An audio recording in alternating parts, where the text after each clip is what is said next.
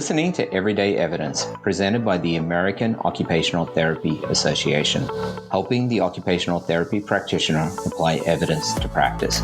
Here's your host, Matt Brandenburg. All right, welcome back. Today we are joined by Dr. Sue Dahl-Popolizio. Am I pronouncing your last name correctly, Sue?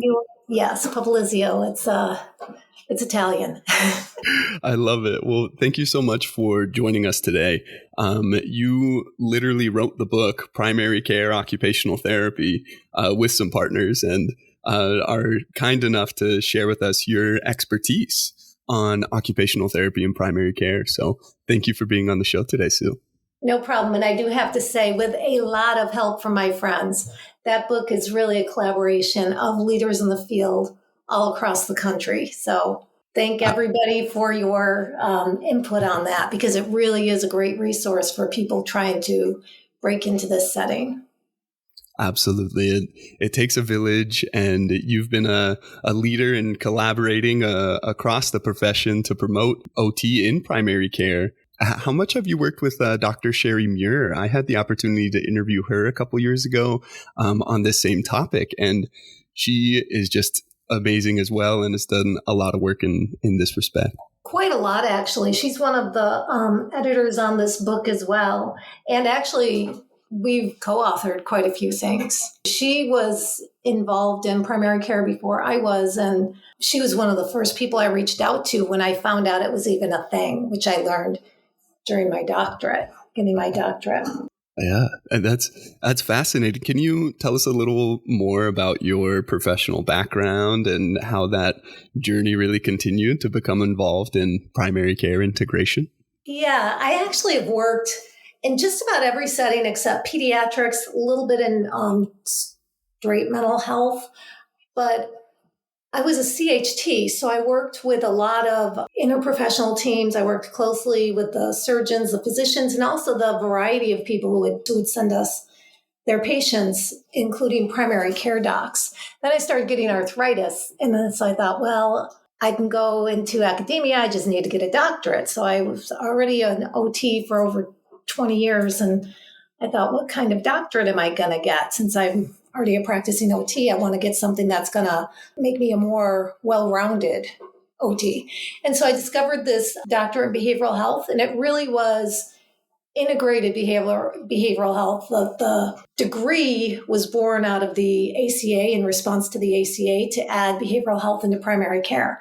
And as I was getting my degree, thinking, OTs do behavioral health, this will make me well-rounded, I realized that what they were trying to accomplish through this degree and through the Affordable Care Act was to treat the whole person in primary care and have primary care be the hub.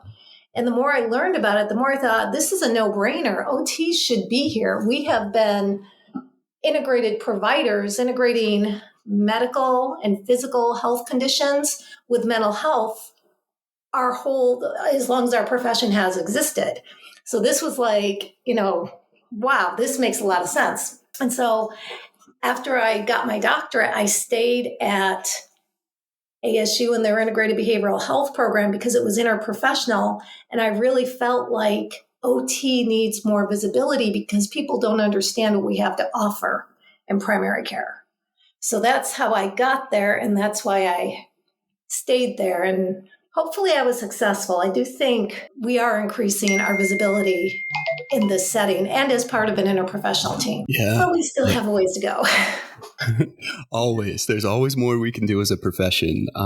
Thank you for sharing kind of your journey. And it's truly inspiring how you were able to identify this wonderful fit, see it firsthand, how well OT and primary care could collaborate and function as a team, and then do all this work to support that and advocate for it and make it more accessible for the everyday clinician. What were kind of some things you learned as your passion for advocating occupational therapy's role in primary care settings was growing, and you really started doing such great research and work to support these claims? So initially, I thought our work with mental health and health behaviors or behaviors that affect health, that's really, when we talk about integrated behavioral health, that's what we're talking about, treating what we traditionally think of as mental health issues and behaviors that impact health is this overarching behavioral health. And of course, the physical health that goes along with it. So in integrated behavioral health, where the gap is really treating the chronic conditions. And the more I learned about the different chronic conditions and the comorbidities and how much they impact overall health, that's when I really realized that the OT lens, which is unique to OT, about how people function within their habits, roles, and routines in their daily lives and in their own communities, impact their health. They lead to chronic conditions if some of those behavioral choices aren't healthy. But it's also those same habits, roles, and routines that if they learn how to modify them in a way that they will realistically do within the context of their lives, they can improve these chronic conditions. So the same behaviors that can lead to the conditions, the patients can learn to modify those behaviors to improve their conditions. And that's something that's unique to OT. Like the medical community knows what needs to be done. They tell the patients what they need to do, but there's this gap of the patients figuring out how to do it within the context of their lives. And a lot of times it feels insurmountable. So I think if OTs are there in the setting where the medical team is telling them, these are the things you need to do, and somebody's there to help them figure out how they can actually do it, we're more likely to see an actual change, like move the needle in the occurrence and sustaining these chronic conditions. We don't want them to be sustained. So I think we could have an impact on their health, but also an impact on the cost, because this is another thing I learned getting my doctorate, about 80% of our healthcare dollars, and that varies year to year and what source you're looking at, 80 to 90% of our healthcare dollars go to treat these chronic conditions. So we really can, if we're in there and we can achieve these behavioral changes, which I think we can have an impact in our healthcare system. That's amazing. Thank you for sharing, those statistics. It's becoming so clear how wonderful of a fit OT in primary care is, and how needed it is, and how much good it can bring about. How common would you say it is for OTs to practice in this setting? Would you say it's still an emerging practice area? Would you say it's arrived? And why do you believe it's important for OTs to get involved more? It is still an emerging practice area, because it hasn't become the norm. Like, you don't go to your primary care doc and see an OT usually. And it's really because we need more data. We need more information. And I know we'll probably talk about that a little bit. That's okay. Is that a dog I can hear in the background? Yeah. We can shout out your dog if you would like. Yeah, I've got a couple of them, and somebody always comes in. It's the doorbell rings, the phone rings when I'm trying to do a Zoom call. So I know I'm feeling excited about continuing to learn more about OT's fit in a primary care setting and the impact it can have. As we've mentioned, you've been a part of a lot of research studies in this setting. You were part of one retrospective analysis titled Most Common Diagnoses Seen in Primary Care Clinic and Corresponding OT Interventions. Can you share with us what are the most common diagnoses seen in primary care that align well with occupational therapy interventions? Yeah, so that study, we looked at one provider in a really typical primary care practice, and I think they had like 10 providers, and there were actually maybe even more, because there were 5 different, this one practice had 5 different clinics in Arizona. And so we just took a really typical provider and looked at a year's worth of charts. And we were looking for usable data. As I was mentioning earlier, you really need data that you can use. And it's not always collected in a way that's usable. Correlation is not always equal to causation. Exactly. So the only thing we were really able to see that was consistent was ICD-10 codes. So we were able to see the diagnoses. And so we decided to go in and look at the diagnoses, what were the most common diagnoses, and how many of these diagnoses have either something that the OT can do to either directly impact the presenting diagnosis or an underlying diagnosis that commonly occurs. We did the 15 most common conditions that we found in primary care, but even just the top 7 are diabetes, huge behavior component to that, hypertension, abdominal pain and GI discomfort, and IBS, irritable bowel syndrome, is one of the most common conditions within that category. There were thyroid issues, respiratory issues, general illness and follow-up, and mental and behavioral health issues. Those were just the top 7. So right there, you see a lot of behavioral and mental health things that OT can help with. We also found while we were doing this, we looked at how many of these patients seen by this typical provider had chronic conditions as comorbidities. And most of them had at least one. Many had several. And this is consistent with what the literature says on the number of conditions patients have. And the more conditions they have, the worse their overall health is, and the more they need some modification strategies to improve their lifestyle to manage these conditions. Out of all 15 of those conditions, we found OT interventions that the patients could use. Like, for instance, diabetes. They need medication management strategies. They need schedule and routine management because that condition, both type 1 and type 2, is really dependent on activity, regular medication, adhering to your medication schedule, and also diet management. We saw that they need like foot checks and vision fall risk prevention. They have neuropathy, so they tend to get wounds on their feet. OT can help with all of those things. With hypertension, same thing, medication management strategies, education on precautions for exercise, activity pacing. And this population tends to stress and anxiety increase or raise their blood pressure. So they really could benefit from that behavioral health piece. The third one was like abdominal issues, the IBS, hypertension that's worsened by anxiety, and IBS is really caused by psychosocial stress or anxiety. OTs can address that in the primary care setting when the patient is there. So those are just some examples of what we found with that study. Yeah, thank you for outlining those. I love those examples of how well this OT lens and this OT approach to chronic condition management is such a great fit in primary care, and that breakdown of the most common diagnoses seen in primary care and corresponding interventions. That's such a helpful tool for a clinician to have, kind of a better idea of where to start if they're interested in learning more about this area of practice.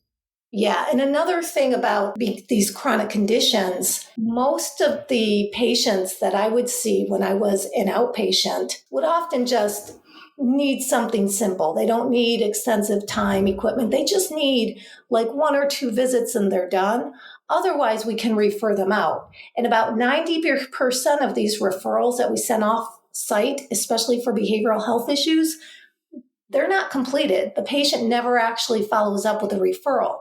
So these health behaviors where if we could just give them some strategies to self-manage their conditions, they're more likely to stay and learn them if it's done on site.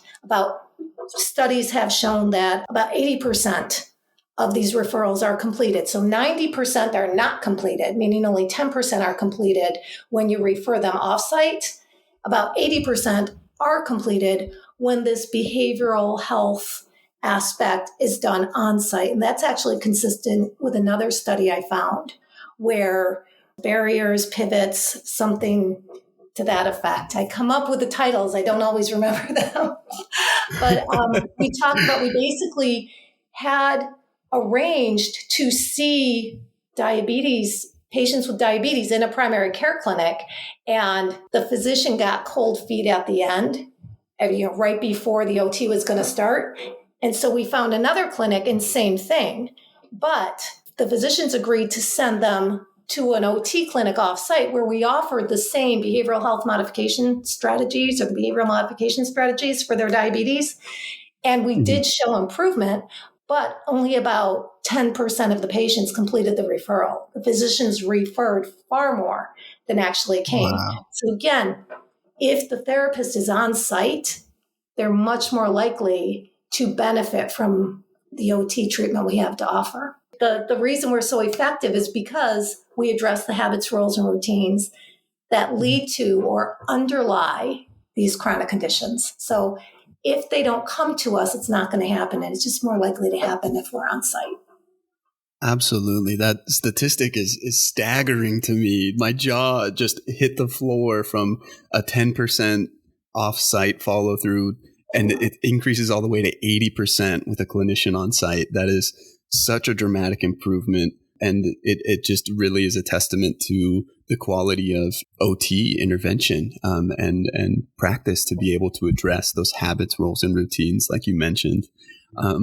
Based on your work and the studies that you've seen through all this data collection, what functional and health outcomes have improved the most when you see OT integrated into the primary care team on site in clinics like this? That's a really good question. And unfortunately, there's a limited amount of information on outcomes in general. Some of the OTs who've done studies on this have published on a specific intervention or treatment approach. My work has really looked at just knowing that OTs, when they get into a practice in general, overarching, are going to do what the practice needs. It's going to vary all around the country and region and the populations you're seeing and even the culture of the practice. So my work has looked at data collected by the clinic or by the OT in the clinic. Not all data is collected in a way that's useful, as I mentioned earlier. So this is something that OTs working in this setting really need to collaborate on.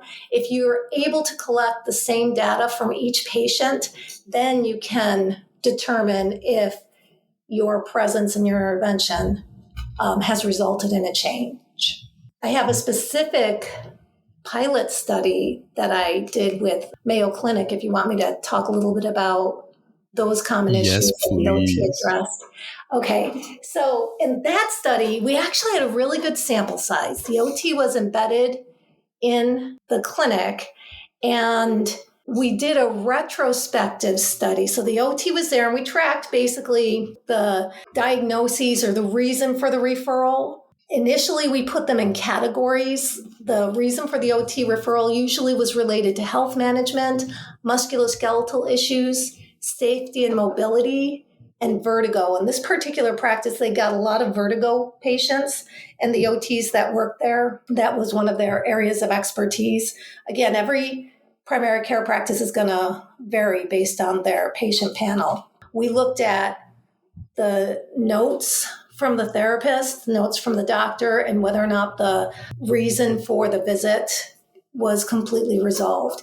Most patients had a complete resolution of their symptoms, or they did not need to return for follow-up. And this, again, supports our position that if OT is in primary care, cases that would normally be referred out to specialty care can just be treated immediately on site in many cases, and they can be addressed completely or sufficiently enough that the patient is able to manage their own symptoms at home, which is really our goal. We really want all of our patients to be able to, have self-management skills, especially if they're dealing with chronic conditions.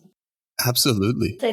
Some of these patients, they didn't come back because they really didn't need to, and we didn't need to refer them off-site. That's amazing. I feel like that's not only what us as clinicians want for our patients, but it's what patients want too. It's frustrating to go to the doctor and, not get an answer or get a referral. And then you got to go through the scheduling process to get another appointment and got to, re-verify your insurance to go see this referral and do all the paperwork again. So I think this is something that's really appealing to patients as well, to kind of receive that intervention immediately and not have that next step of follow-up care. Yeah, we found that about 62% of the patients complete resolution of symptoms. So that's a pretty good number. Most of them were able to be seen just one time. Occasionally there would be a follow-up, and if they, the therapist would know immediately if they needed more involved therapy, and then would refer them off-site to an outpatient clinic. That's wonderful. Thank you so much, Sue. Could you also summarize some of the cost-related findings from your research? How would you say OT in primary care helps reduce physician burden and overall healthcare costs? Yeah, this is something I've actually published about, because we went through and looked at what were the CPT codes that are typically billed and what their reimbursement rate was, and what the OT CPT codes and reimbursement rate are. And basically, without an OT in the clinic, the physician is going to see more behavior-related visits. For instance, let's say you've been diagnosed with hypertension. The physician gives you a prescription to take your medication, but hypertension there's no symptoms. That person is asymptomatic. They don't really understand what the big deal is. Adhere to their medication. They come back to the doctor. So they're taking up a slot. The doctor is going to bill at a very low rate because this is a basic visit. And what is the doctor actually going to do? When I say doctor, I mean really whoever they're seeing. It could be a PA, a nurse practitioner, a physician, but the person with a diagnostic and prescriptive skill set. They can't really, do they change their medication? Well, they don't know if that medication was appropriate or if it worked because the patient didn't say it. So they basically do the same thing again, and the behavioral need is not met. So if the OT is there, the OT can offload all those basic level visits that are just really follow-up and related to behaviors or to behavioral health. And the physician can be available to see the more severe cases, which they bill at a higher rate, so it's more revenue producing. They have better job satisfaction because it's more complicated. This person needs their diagnostic and prescriptive and problem-solving skill set.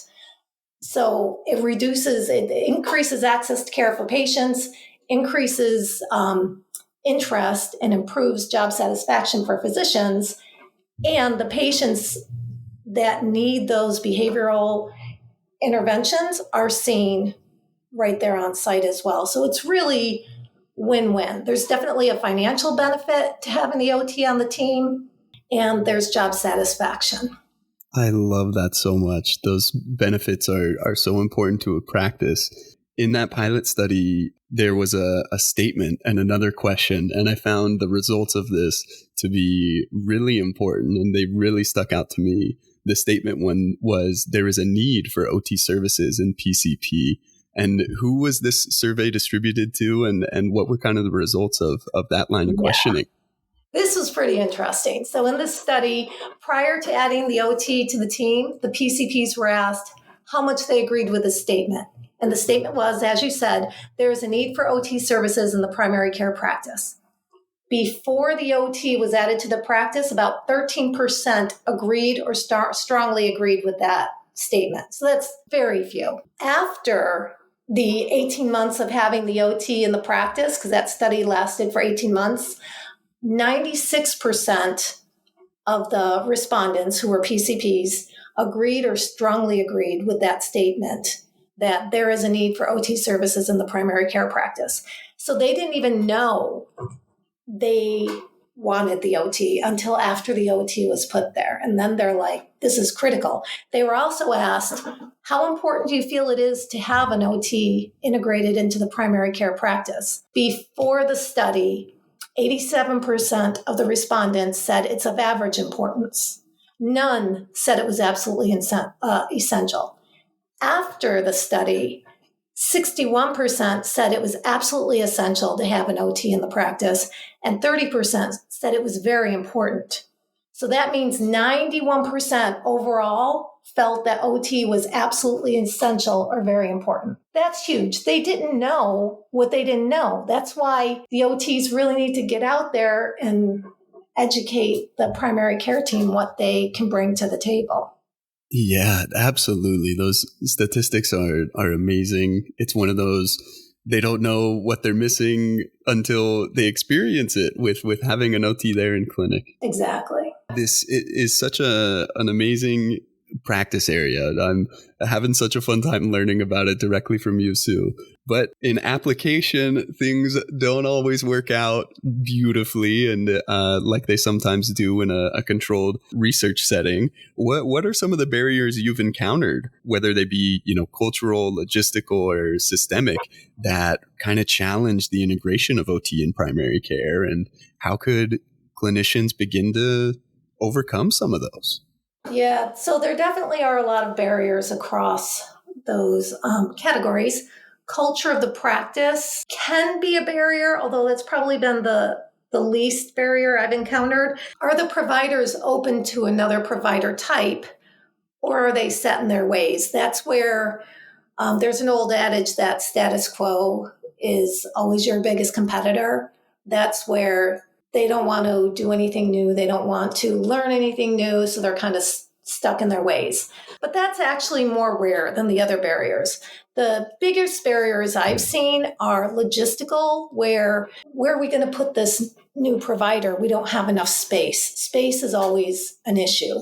And what I've done and what I've recommended is just think a little out of the box. The study we did at Mayo, the OT had a room, but also there was like an OT, PT, gym area, kind of gym area. And that's one of the clinics I work in has that as well. Just kind of an open space that they shared. So they could either go into a treatment room after the physician left, or the patient could come to them in this little treatment area. Usually you can find a space. Another thing they can potentially do is, especially if you're doing the hallway handoff where the physician comes and gets you and introduces you to the patient, and then the physician can leave and you just stay in the room. That's not something they usually think of. So if you can just offer them a solution, they're more likely to be willing to have you come into the practice. The other category, I guess we could say, is systemic, right? They don't know, usually the team members don't really understand the full scope of OT.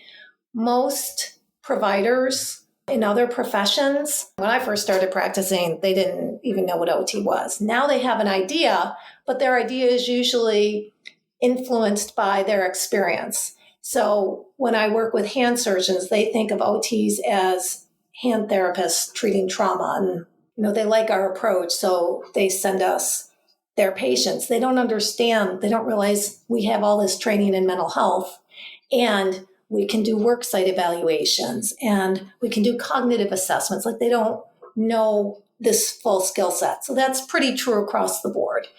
Also, reimbursement. Reimbursement is really the biggest barrier. And usually it's more of a fear of not getting reimbursed rather than they're not actually getting reimbursed. Because in this Mayo study, they did the therapist was reimbursed and there really weren't any issues around it. And we even met with the finance team to see if there were. So it's more of a fear of reimbursement. And this, how an OT is reimbursed, is pretty much like every other provider. And it depends on the setting, what type of setting or organization it is. Have you seen, is it pretty easy for OT clinicians to kind of integrate with the existing reimbursement, structure or team, or does the OT kind of handle their clinical approach and do their own billing and reimbursement services as well? Or how have you seen that kind of play out? What I have seen is the OT is an employee and billed as they are in any other organization. With Mayo Clinic is a huge organization.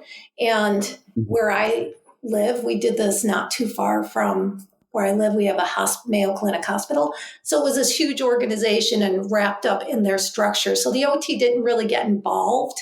They just billed for their service the same way they would if they were an inpatient therapist or an outpatient therapist, or how any OT bills working as an employee for an organization. Usually the credentialing is done internally, and there just were no issues. The OTs the OT in this practice just billed our traditional CPT codes. That's wonderful. Yeah, anything unique about it. That is going to change based on the type of practice you have. And I will tell you, in our primary care occupational therapy book, title of it is Primary Care Occupational Therapy, a Quick Reference Guide. We have an administrative chapter that was actually written by Katie Jordan and Ashley Hale. And it's pretty solid. They're really the leaders in our field regarding billing, reimbursement, and financial structures.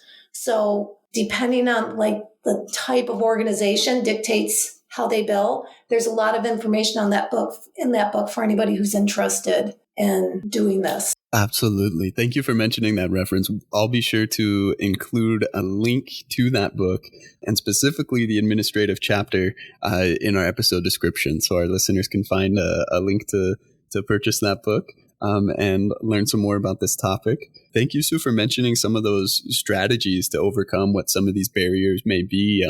I can imagine it's intimidating to enter into a new type of setting, and OTs in a lot of cases have to be self-advocates and come prepared to, anticipate challenges and have their own solutions ready to kind of demonstrate the value of OT. In your view, what does it take to really sell the value of OT or present the value of OT to primary care providers or clinic administrators when developing these partnerships? Right. And both are important. You need the provider because you need buy-in from the provider to get the referrals.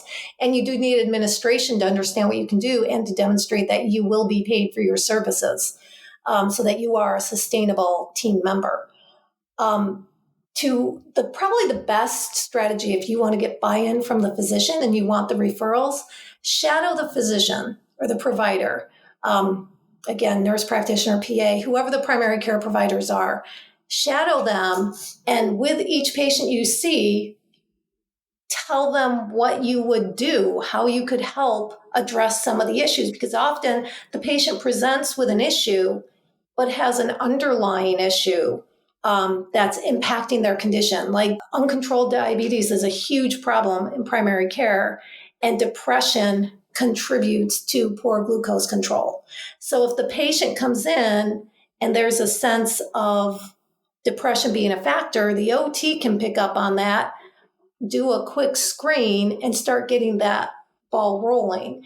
But the physician might not think of it. So if you're there shadowing, that's an example of how you can address that. Plus, of course, we can address the lifestyle modification issues. The other thing you can do, because the shadowing occurs in real time, let that give you an idea of giving the doctor a list of what conditions you're able to treat. Like, look, I've seen in your clinic, you have these conditions. You can ask them, do you have these conditions? Send these patients to me. I'll help. And if, you just show them your value, show them what you can do. The other piece of it is the administrators. You need to show them how bringing you on board, they'll have a return on investment. And I have that information in in that book as well. And also in the article on proposals. That's an OJOT article, Developing Proposals for Occupational Therapy in Primary Care. We actually kind of give you a step-by-step approach. And one of them has how to show a return on investment. You basically show the gain from the program, the revenue you could produce, minus the cost of the program over the cost of the program, and that's your ROI, return on investment. And that article tells you how to demonstrate that. I also have some of these charts with typical day with an OT versus a day without an OT to show how you're going to offload patients from the physician, and the physician will become more profitable, but also happier at work, better job satisfaction.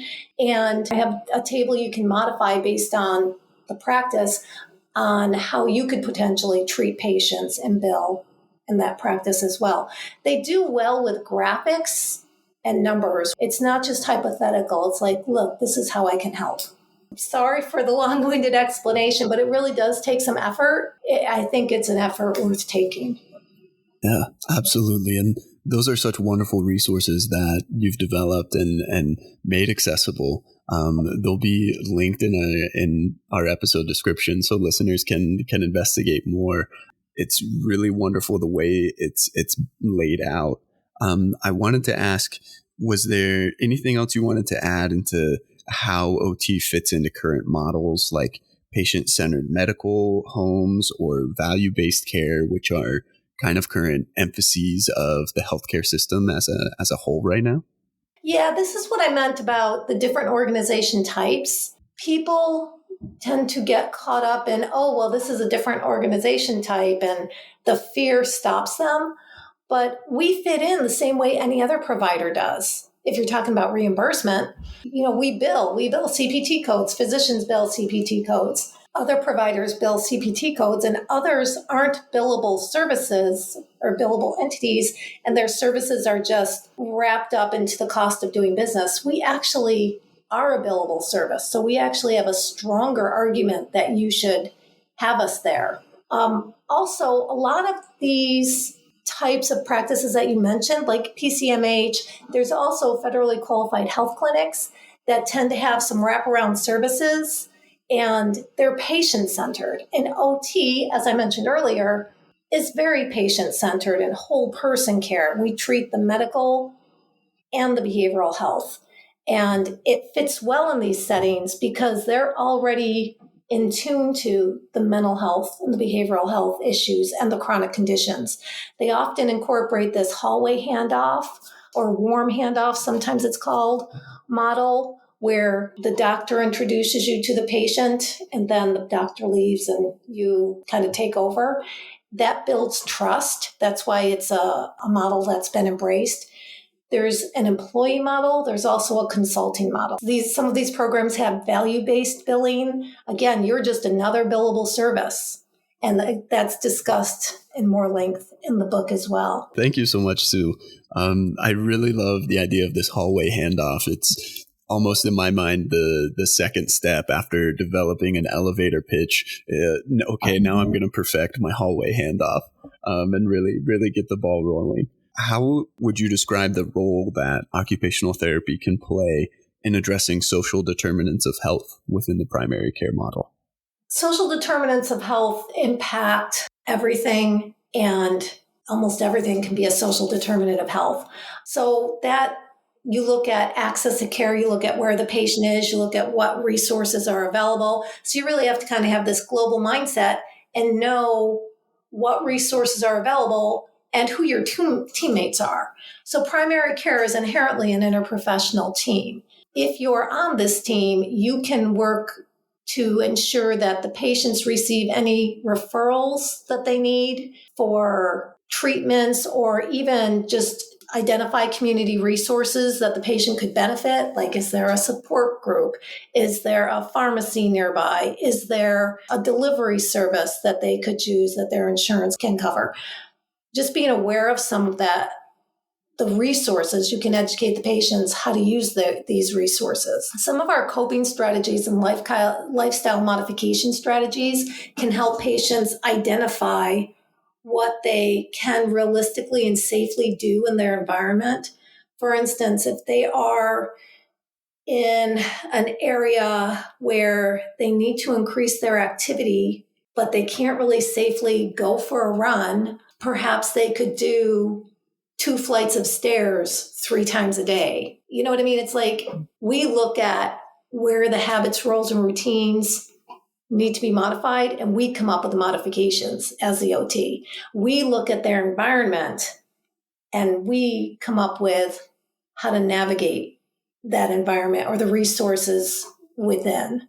I love that. I love that so much. The OT lens can be applied so beautifully in a primary care setting, and it really leads to these community level impacts. It's kind of another way to increase your scope as a clinician, to really be a part of this primary care practice and, in a sense, improve community well-being and health as well.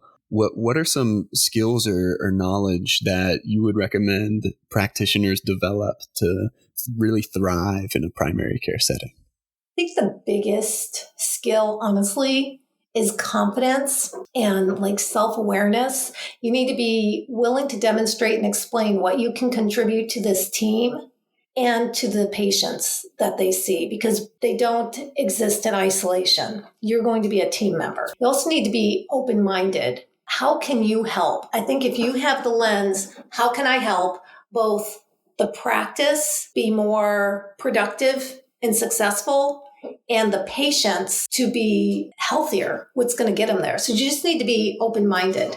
You need to be able to view the patient in the context of their life, family, and community, again, considering their social determinants of health.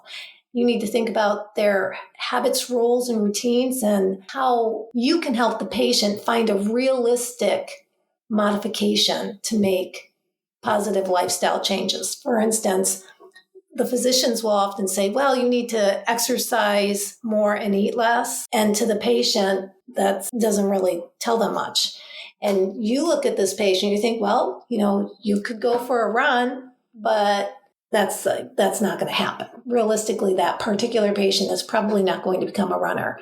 But the patient has a dog, and the patient likes to walk the dog and is willing to go around the block and can handle going around the block once.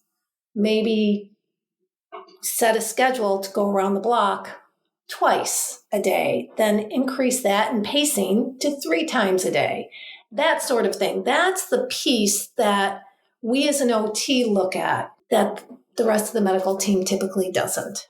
I love that. I love that. Making things, really connecting with the patient on a personal level to identify those habits, routines, behaviors, roles, and just how it can optimize health and well-being. What would you say are some first steps OTs could take to initiate relationships with providers in their communities? Like, should I plan to show up to my next primary care visit with an elevator pitch for my doctor? Or what do you recommend, Sue?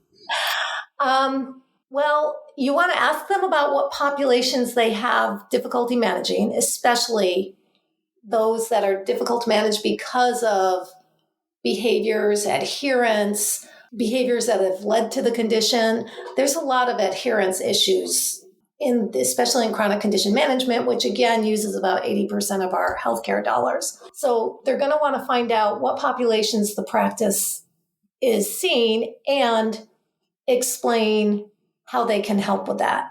You want to also show how you can be sustainable through billing. That's really critical. We can't get around that. The financial piece is important internationally, even in places with government-provided healthcare. We are always concerned about showing our financial worth. And our healthcare system, we have to show, because we are a billable entity, our salary can be sustained. And again, I've got information in my in tables in my articles about that people can look at. So you don't have to reinvent the wheel. You can take that and modify it to your practice. You should also demonstrate that you have a good working knowledge of just the basic pathophysiology of some of these chronic conditions. And again, after shadowing, show the doctor how your unique skill set will help the provider and the patients in this particular practice. For instance, all therapists have a different strength and different skill set, and different practices have different needs. So say you're an OT with strong pediatric experience, and this family practice has a lot of pediatric patients. You can demonstrate your value there. Let's say, like, I worked in a more geriatric older adult community. And so I saw a lot of conditions that you see in that population. And I was a certified hand therapist. So I could see arthritis, COPD, other chronic conditions, heart conditions. That's my strength. I didn't see a lot of pediatrics. But a lot of this work is just not being done, period. So as long as you have a set of skills and it meets the needs of the practice, some of the ones you can't see, you don't have to be good at everything. So don't let that deter you. Some of the things that you can't treat, you can refer offsite. That's what's already happening. So look at yourself and how you can contribute and just sell that. That's probably your best bet. I love that. That's such a valuable recommendation. And again, we're going to encourage our listeners to check out these resources that you've been a part of providing. They can really lay out some steps and some documentation examples and types of approaches. What recommendations would you give for how clinicians can document their impact effectively to support billing, referrals, or pilot program development after they're establishing connections? Yeah, this is a question I get a lot. And something that I think is really important is your documentation needs to match your ICD-10 code, like the reason for the referral, and the CPT code, the code you are billing. So what I recommend is look at the code definitions. And AOTA every year updates their CPT code kind of cheat sheet. And we have these codes again in that administrative chapter in our book. You want to use the language from that code definition, because if you do get denials, which you will, because sometimes the insurance companies deny and then hope you don't appeal. I actually talked to one of our administrators at our Medicaid program here in Arizona, and she told me that about 70% of appeals are granted. Wow. So it's worth appealing, and it's much easier if your documentation matches the definition of your code. For example, the therapeutic activities code 97530, very common one that we use for OT. The definition is use functional activities to improve functional/occupational performance. So in a code I would write for somebody, say for osteoarthritis, super common chronic condition, the OT demonstrated adapted pinch technique using a grasp rather than a lateral pinch, as the patient complained of pain 9 out of 10 with lateral pinch tasks. The patient demonstrated understanding of the technique by completing multiple functional pinch release activities, removing and replacing clothespins, folding clothes, pulling up socks. I'd give examples like that. And then I talk about how they improved. Their pain was 0 out of 10 with modified pinch. Patient is able to perform these tasks now using this adapted technique without pain. So you see how I use the language, functional activities, and I improved functional occupational performance. Patient is able to perform these tasks now without pain. So you just want to make sure your documentation matches your code. Most of the denials I've seen is it didn't quite fit. So that's probably the biggest thing. Yeah, that's a wonderful example. That takes me back to my OT school days when we were first learning SOAP notes. And I have a friend who used to carry around his APA manual for, writing papers in school. And now I see, all those clinicians, like we need to be carrying around our CPT code cheat sheet and referring and using these resources. And doing so can really maximize our impact as therapists. Yeah, and that's also something you can show when you're saying, hey, I can help your patients. Look, this is what I can do. I love that. Well, Sue, are there any additional skills, assessments, or practice areas you think clinicians can strengthen to be successful in a primary care role? Yeah, one of the biggest things I've seen that OTs struggle with is, for a period in healthcare, we all became very siloed and specialized. But in primary care, it's an interprofessional team that doesn't really work.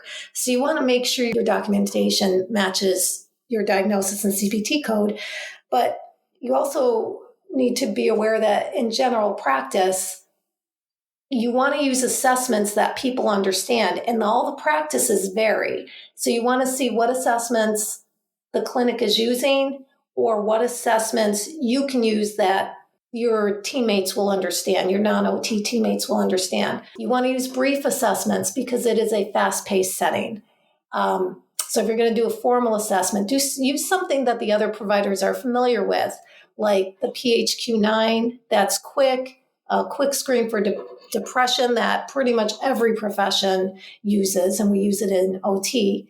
The GAD-7 7-question assessment for anxiety, the The Duke Health Profile is a brief assessment for general health, and it includes like anxiety and psychosocial components. The OT should also be able to use their whole skill set. This is where we've got that most OTs work in mental health or like acute care or outpatient hand therapy or a neuro rehab setting. Here, you're going to see all these patients because all of them have a primary care provider, usually get their general health needs met in primary care. So this is where you use your full skill set. You work at what we call the top of the license, where you're doing the most difficult things that your license allows, that you are licensed for. This is the perfect place to do that. So you want to just think brief and how can I be, you can still use OT assessments like the COPM and the occupational profile. Just gear all your language to where the teammates understand. I love that. That's a wonderful examples and outline of what clinicians can do to really be successful in this type of setting. Sue, could you share a case example or a personal experience of an intervention that you saw significantly impact the client's life? Yeah, I did a lot of work in a homeless community. And so people would come in with primary care issues, talk about social determinants of health. Many aspects of social determinants of health were affected. And one person in particular came in, and it's funny because I think of her often. She knew she had hypertension, and she was really struggling with anxiety. She had lost her job, and her son was staying with a friend because she'd also lost her housing. I forget why, but it was recent. What she didn't know was that she also had diabetes, and we could tell, and the physician was going to have to tell her this at this visit. So because of her living situation, her social determinants of health, we had to come up with strategies that were employable. And so we had a social worker who was able to provide guidance for some of our vocational training sites and, work guidance. We had a psych nurse practitioner who helped with medication management for her anxiety and also hypertension meds. The problem is she was still homeless and didn't consistently have meds. And there wasn't anybody there to do the counseling strategies that we use for anxiety management, which would also help with her hypertension. So I provided the coping strategies that she could use anywhere that were not medication dependent, that when she started to get stressed, I gave her some mindfulness strategies and guided imagery. I also talked to her about how to schedule her day to stay safe in her setting and to work with these other providers. So that really helped her feel like she had more control, and she was able to take those resources and change her situation. Wow. Thank you, Sue. That's a wonderful example of applying the OT lens to care and service delivery and truly practicing at the top of your license. So thank you for sharing that and all the information that you've been sharing with us today. What would you say gives you the most hope or motivation as this area of practice continues to grow and hopefully evolve? I really would like to see, for me, it's just, like I said earlier, it's a no-brainer. And as Sherry Muir said famously in her article of this title, we should be there. We have the skill set. So that's what gives me hope. What motivates me is I just know what we have to offer. And I'm hoping we make further inroads in this because I really think we could have even a financial impact in the cost of healthcare. Sometimes you pay more upstream to save money downstream to avoid exacerbation of symptoms. And that's where I think we have a strength in the prevention and in the chronic condition management, if we can just kind of get our foot in the door. And the key is for those people who are working in these practices, collecting data and publishing on this, because we really need evidence to support. I've been putting out as much evidence as I can, but we just need that type of evidence, especially when it comes to chronic conditions, because there's not a lot of evidence out there. We just need more of it. So if you're doing anything where you're helping with these conditions, even if it's not primary care, but it could apply to primary care, collect the data and get the information out there to the community. I love that. That's such an encouraging message.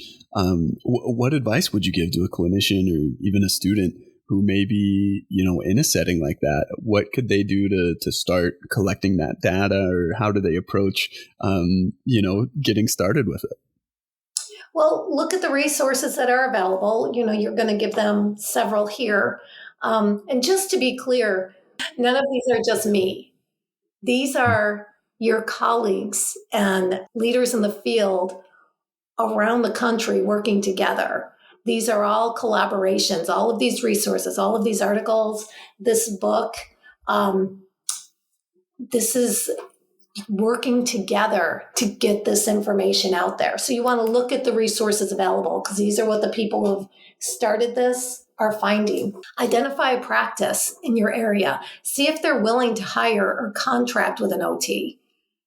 Start or join an OT group. Like there's an OT Facebook that I'm not even sure how active it is, but it would be good if either another one was created or that one became more active. We have a primary care learning collaborative, which I can give you that contact information to put in your notes too, where every month we meet and somebody presents on a topic, and you can bring your questions, or if you're interested in working in this practice area. Valerie Tapia is out of USC. She's a doctoral, I think she's a postdoc student there, is running that. And so there is a resource for you. She's can answer questions or hook you up with people in the field. And that's it. Reach out to experts across the country. You can hook up with a university-based clinic if there's a primary care clinic. A lot of the medical schools, both DO and MD, will have a primary care clinic on site. And if they don't have an OT, they might be willing to consider bringing one on. I love that. Those are wonderful recommendations. And thank you for highlighting that there is a whole community of OT practitioners working in these settings and doing excellent research and really blazing the trail for future clinicians and students as well. And you can, really practice at the top of your license, as you mentioned in this setting, but you can do so together. With mentors and guides and a full community, and I just think that's really beautiful. How would you recommend listeners stay connected to your work or get involved in advocating for OT in primary care? Well, Valerie's, like I said, she's the one who is the organizer of the Primary Care Learning Collaborative, and her email is vtapia, Tapia, @usc.edu. She's a good central hub, coordinating that central hub. I'm also on ResearchGate and LinkedIn. So those are probably the best ways. Right now I'm at AT Still University, and I think you can put my email in your podcast notes as well. We'll encourage listeners to reach out, and they can reach out to Valerie and tell them that Sue sent you. Yeah, exactly. And I told her I was going to do that. So she will be expecting to hear from you. Let's go. I love it, Sue. This has been such a wonderful conversation. Thank you for sharing everything you have today. It's truly been a pleasure speaking with you and having you on the show. Well, thank you, Matt. I do hope this has been helpful. I really would like to see this become a recognized practice area and not an emerging practice area. So however I can help. Absolutely. Absolutely. We'll have to have you on, in a couple years when it is established and no longer under that emerging umbrella. Let's hope. It's a really big topic that I could probably talk about for hours, but hopefully the more we educate the OT community, the more they go out and educate the primary care community, I definitely think it can happen. Absolutely. Well, this is a wonderful step. Thank you so much for educating me and for sharing this with our listeners. Thanks for listening to Everyday Evidence. Tune in next time for more evidence-based practice insights and applications.